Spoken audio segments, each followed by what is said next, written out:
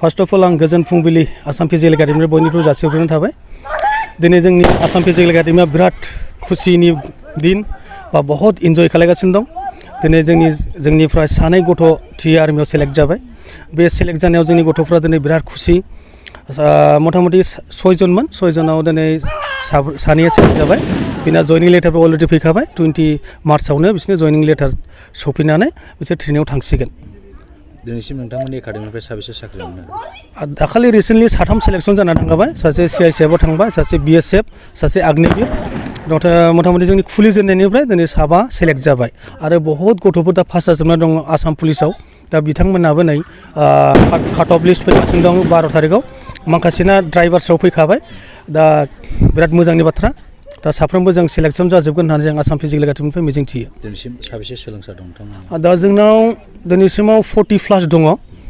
दा माखासे बहुत फन फैगासिनो दं ओरैबा दा फैनो थाखाय बयबो रेडि।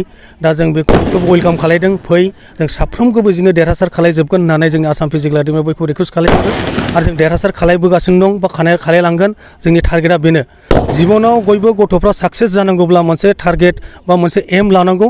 बे एमखौ फुलफिल खालायनो थाखाय बा जोंनि आसाम फिजिकेल एकाडेमियाव नुजाफैयोबा जों बेखौ फुलि टारगेट फुलफिल खालायजोबगोन, जिबनाव देरहासार खालायजोबगोन होननानै जों आसाम फिजिकेल एकाडेमिनिफ्राय फुल माने एक्सपेक्टेसन आरोखि। मा फोरोंथाय होयो, मा सुबिदा दं नोंथांमोननि एकाडेमियाव? जोंनि आसाम फिजिकेल एकाडेमियाव जानाय थानायनिफ्राय लानानै हस्टेलनिफ्राय लानानै नोंनि रिटेननि फेसिलिटिसफोर दङ। फिजिकेल जेसेबांखिनि नांगौ जोङो फोरोंजोबो। जोंनि सानैबो जों एक्स आर्मि। दा जों मोजां प्रपार बिसोरनो ट्रेनिं होगासिनो दं बा सोलिलांगासिनो दं जोंनि ट्रेनिङा। आपकामिं फैगोननि थाखायबो रेडि जागासिनो दं। हिन्जाव हौवा गार्ल्स एन्ड बयस बयनिबो थाखायबो जों एभेलेबल फेसिलिटिस। बबे जायगानि सोलोंसाफोर दं नोंथांमोन? जोंनाव अल आसाम प्लास बायह्रानिबो दङ। ओरै मणिपुरनिफ्रायबो फैगासिनो दङ, ओमफ्राय अरुणाचलनिबो दङ, नागालेण्डनिबो दङ, बिहारनिबो दंमोन। रिसेन्टलि दा न'आव थांथ'बाय, बिसोर फैगोन। ओमफ्राय अल आसाम बयबो मोनफ्रोमबो स्टेटनिफ्राय माबानिफ्राय डिस्ट्रिक्टनिफ्राय दंफैयो जोंनाव अल आसाम। गोसो गुदुं लाइमोनफोरखौ मा खावलायगोन? आं गोसो गुदुं लाइमोनफोरखौ बेखौनो खावलायगोन, बयबो गोसो गुदुं लाइमोनफ्रा जाहाथे जोंनि आसाम फिजिकेल एकाडेमियाव नुजाफैयो आरो नुजाफैनानै गावनि सिमांखौ फुलफिल खालायफैयो। जाहाथे ओजों गावनि समखौ बरबाद खालायालासिनो, जौ जुवाफ्राव गफबालासिनो जोंनाव जुदि नुजाफैयोब्ला जों बिथांमोनखौ मोजां लामा दिन्थिहरगोन। फिउचाराव जों साक्सेस खालायगोन, गावनि आथिङाव गसंथानो हानाय जोङो बिथांमोनखौ केपासिटि बानायना हरगोन। बे जोंनि आसाम फिजिकेल एकाडेमि मिजिं। प्रोग्राम यही है हमारे असम फिजिकल एकेडमी में। आज हमारा 2 लड़का सिलेक्शन हो गया है, फाइनल सिलेक्शंस, वो भी टीए आर्मी में। उनका सब कुछ रेडी है, कॉलिंग लेटर भी आ चुका है और 20 मार्च तक ये लोग ज्वाइनिंग कर लेगा।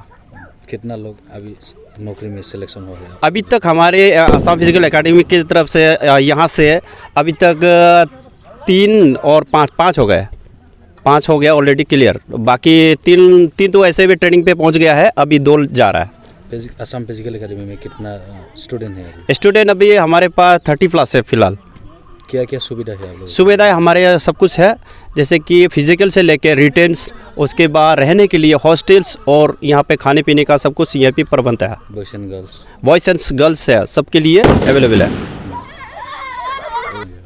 आने वाले लड़कों के लिए, जवानों के लिए मैं ये कहना चाहूँगा, ऐसे अपने आप को टाइम वेस्ट मत करिए, अपने आप को टाइम दीजिए ताकि आपका फ्यूचर बने। हमारे आसाम फिजिकल में आ सकते हो, आके हमारे यहाँ पे ट्रेनिंग ले लो। हम आपके फ्यूचर ब्राइटनेस करवाने के लिए हम यहाँ बैठा है, इसलिए आप लोग आओ, आके हमारे यहाँ पे ज्वाइन करो और आपके जीवन में पक्का कुछ ना कुछ होना ही होना है। क्योंकि 2 लड़का हमारे सामने रेडी है बिल्कुल आर्मी में, इसलिए मैं भी यही चाहूँगा लड़कों को आ जाओ और हमारे पास ट्रेनिंग ले लो और नौकरी ले लो। अभी तक कितना सिलेक्शन हुआ है आप लोगों का? अभी तक हमारे पास 5 लड़के सिलेक्ट हो चुका है। उसके बाद अभी और है, अभी SSC GDs के भी 2 लड़के हैं ऑलरेडी, मेडिकल बचा हुआ है।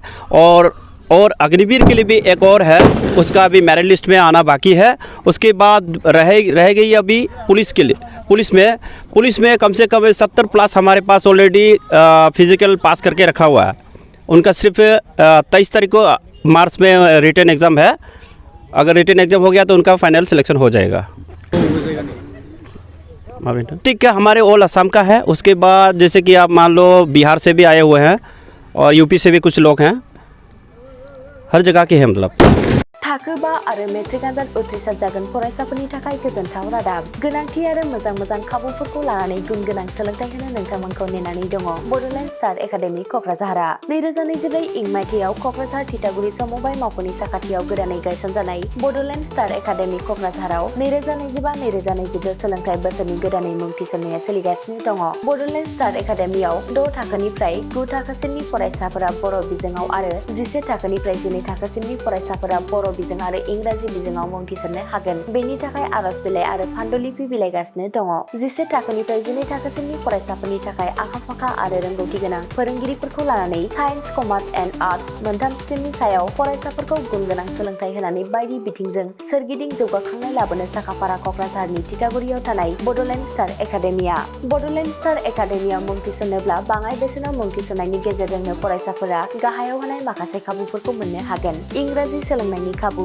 साखोन-सिखोन थाखो खथा बिजाब बाख्रि BPL थाखोनि फरायसा फरायसुलिफोरनि मुं थिसननायाव 20% मासुल रेहाय होनाय बेजों लोगोसेनो नोंथांमोनहा JEE नीट आनजादनि थाखाय बेसेन नाङै फोरोंथाय मान्थलि मक टेस्ट जिउ राहा दानाय बायदि गियानलु आयदाफोरनि उफ्रा सोलोंफारिफोरनि खाबुफोरखौ मोननो हागोन हौवासा आरो हिन्जावसाफोरनि थाखाय मुलाम्फा गोनां मोजां जामुं आरो मोजां थाग्रा खथानि खाबु गोनां हस्टेलनि खाबुफोरखौबो मोननो हागोन बिदिब्ला गोबाव खालामाजासे नोंथाङाबो बड'लेण्ड स्टार एकाडेमियाव थाबैनो मुं थिसननायनि थाखाय सुलाद लादो आबुङै मिथिनो थाखाय जानबुं अनजिमा 6000349997 एबा 7638008149 एबा 6003494371 आव फोनांजाब खालामदो।